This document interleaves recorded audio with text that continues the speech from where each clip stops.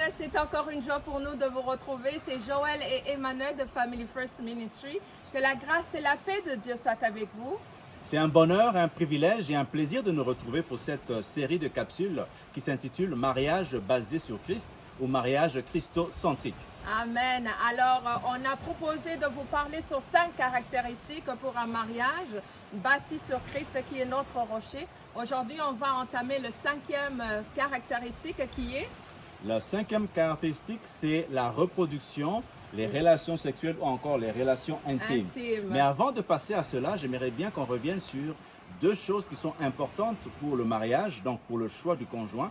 Dans mon sens, j'aimerais bien parler de la femme sage. Il y a un verset dans la parole de Dieu qui dit ceci: la femme sage bâtit sa maison et la femme insensée la détruit de ses propres mains. Donc j'aimerais bien attirer l'attention sur les personnes qui sont en recherche de mariage, de pouvoir choisir la bonne femme. Et la bonne femme, on la trouve seulement avec le Seigneur Jésus-Christ, à travers la prière, à travers le temps de jeûne et de prière pour pouvoir réellement recevoir de la part de Dieu la femme qu'il vous faut.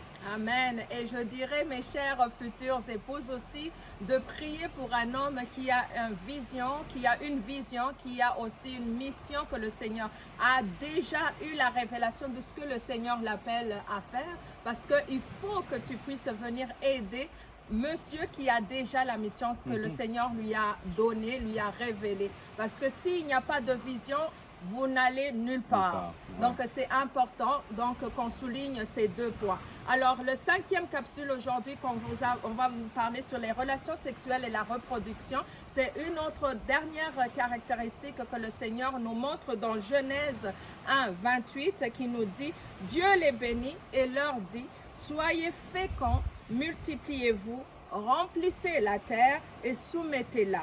Soyez les maîtres des poissons de la mer, des oiseaux du ciel et de tous les animaux qui vont et viennent sur la terre.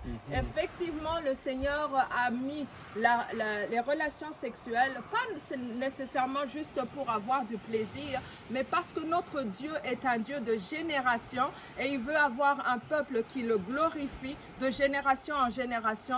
Il veut que nous puissions reproduire. Alors, ça se peut des fois que des couples ne peuvent pas avoir des enfants, mais ça ne veut pas dire que vous n'avez rien à reproduire. Comme on a dit, le couple, ça doit refléter la gloire de Dieu. C'est le Seigneur, quand on voit le trio de la divinité, c'est Dieu le Père, Dieu le Fils, Dieu le Saint-Esprit. Dans un couple, on a l'époux, l'épouse et Christ qui est au milieu de nous. Donc, même s'il n'y a pas d'enfant, il y a une reproduction dans la mission, dans les choses que vous devez accomplir et qui vont glorifier le Seigneur. Amen, amen. C'est très important ce que tu dis. Moi, je pourrais ajouter ceci par rapport aux relations sexuelles, c'est que c'est le cadre idéal que le Seigneur a vraiment mis en place pour pouvoir avoir du plaisir. Dans la Bible, vous allez voir qu'il y a les cantiques des cantiques qui sont vraiment dédiés à cela. Amen. Alors, ce n'est pas parce que tu as 14 ans, 15 ans, 16 ans, 18 ans et que tu peux avoir des relations sexuelles que tu peux le faire avant le mariage. Parce que quand tu le fais, tu te mets en danger. Chacun de nous, quelque part, a eu cette expérience-là et nous savons les conséquences que ça peut apporter. Exact. Donc, les relations sexuelles, chers frères, chères sœurs, réservez vraiment dans le cadre du mariage parce que Dieu veut nous bénir à travers les relations sexuelles. Autre chose que je peux dire par rapport à ça, c'est qu'au niveau de la reproduction, c'est bien ce que tu dis, c'est vraiment excellent parce que les gens peuvent aller au mariage juste parce qu'ils veulent avoir des enfants.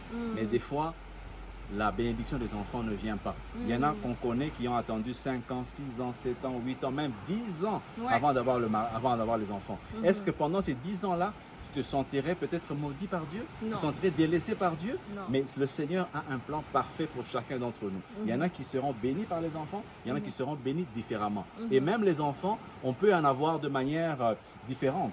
On peut avoir des enfants spirituels. Amen. On peut avoir des enfants de cœur. Amen. On peut aussi, au dehors des enfants, adopter les enfants aussi. Donc ne soyez pas sous la pression sociale, sous la pression qui vous dit sans enfants, vous n'êtes pas bénis dans votre mariage.